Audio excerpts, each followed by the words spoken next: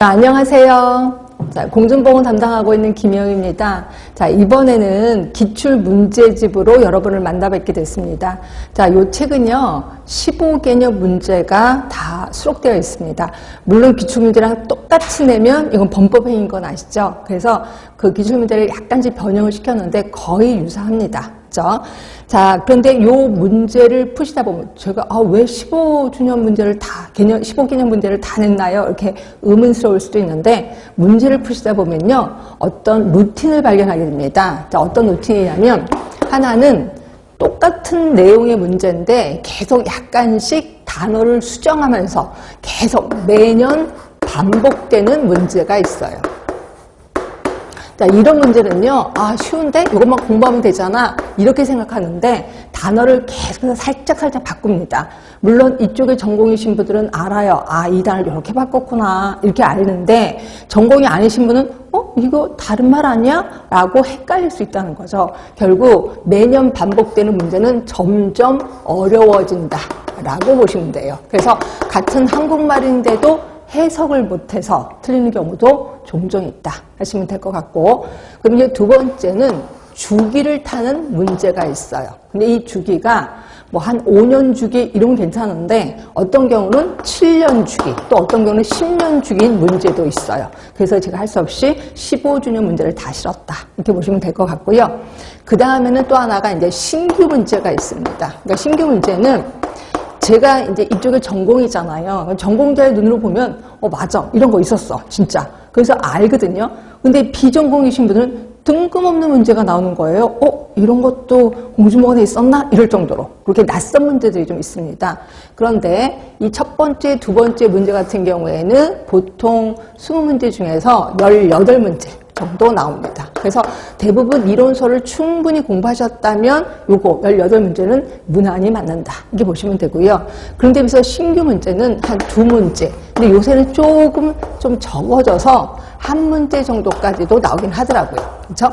그러니까 요 신규 문제가 가장 그 합격의 당락이라고 보시면 돼요. 그래서 대부분 전공자들은 요걸 얼추 맞추기도 하고, 그냥 비전공이신 분들은 이런 문제가 있어? 근데 감탄하다가 이제 끝나는 경우가 많습니다. 그래서 저는 요 주기를 타는 문제들은 당연히 기억을 해 두셔야 돼요. 요거 제가 이제 이렇게 하다가, 요거는 주기를 탄 문제입니다. 몇 년 전에 나온 문제입니다. 라고 얘기를 할 거예요. 요 문제는 또 나올 확률이 있으니까 이제 외워두셔야 되고요.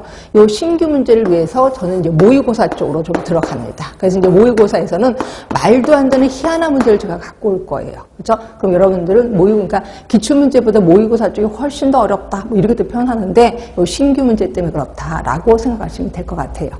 자, 그래서 우리 기출문제 한번 쭉 훑어봤고요. 그 다음에 이제 이 자리에 계신 분은 크게 두 부류로 나눌 수가 있어요. 자, 한 분은 이론을 충분히 공부하신 분. 그래서 이제 만반의 준비를 다 하고 오신 분. 그런 데 비해서 한 분은, 어떤 분은, 저 이론은 대강 공부했어요. 그리고 또 이론은 아무리 외워도 자꾸 까먹어요. 그래서 좀 자신이 없어요. 이렇게 두 부류로 나눌 수가 있어요. 그럼 이 두 부류를 어떻게 제가 끌고 가야 되느냐. 그래서 제가 유인물을 갖고 왔습니다. 유인물이 엄청 많을 거예요. 보시고 되게 놀랐을 거예요. 이 유인물은 그동안의 이론서를 다시 한번 다 갖고 왔는데, 자, 이론에 자신이 있으신 분들은 복습경, 복습하는 차원에서 제가 가로놓기를 했어요. 그러니까 비워놨다는 거죠. 중요한 단어는. 그래서 딱 보고 요 단어가 생각이 나면 나는 확실히 이론에 대해서 확실히 아시는 분들이야. 그래서 혹시 생각이 안 나면 책을 찾아보시면 될 것 같고요. 제가 또 수업 시간에 요 가로 안에 있는 답을 불러드리긴 할 겁니다. 근데 새로 오신 분들은 답 쓰다가 정신없겠지.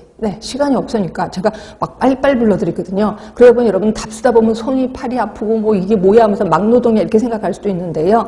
어쩔 수 없어요. 본인이 이론이 불충분했기 때문에 그렇게 할 수밖에 없는 거고, 그래서 이론과 기출문제를 같이 접근해 들어간다라고 생각하시면 돼요. 그래서 맨 처음에 기출문제를 바로 들어가는 게 아니라 이론 한번 쭉 훑어드리고 요거에 관련된 기출문제 훑어보고 이러다 보니까 2번 반복을 하게 된다는 거죠. 자, 그럼 일단 우리 유인물 좀 볼 거예요. 유인물을 좀 보시면 맨 꼭대기에 이제 작년에 나왔던 문제들, 서울, 그 다음에 이제 나머지는 이제 공개가 안 된 것들, 경기도, 경북, 전북 이렇게 해서 이제 봤는데, 거기서 보시면 가장 많이 나온 부분이 역학 부분이네요. 특히 서울시를 보세요. 20문제 중에 8문제. 전북은 10문제나 됩니다. 거의 역학이라고 생각하시면 됩니다. 그래서 역학 쪽은 제가 시간적 투자를 정말 많이 할 거고요. 물론 경북 같은 데는 환경보건이 5문제고 역학이 2번째, 4문제였었습니다. 결국 환경도 중요하긴 한 것 같은데 경기도 보세요. 자, 역학이 5문제고 환경보건이 4문제거든요. 결국 2번째가 환경이었구나. 근데 서울은 역학을 뺀 나머지는 정말 골고루 나왔다라고 보시면 돼요. 그리고 요번에 서울은 또 뜬금없이 모자보건, 인구보건, 요게 이제 암기를 요하는 거거든요. 공식이 되게 많거든요.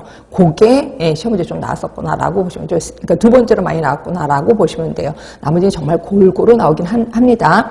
근데 이제 보시면 학교보건, 보건교육 전북에서는 요번에는 안 나왔고요.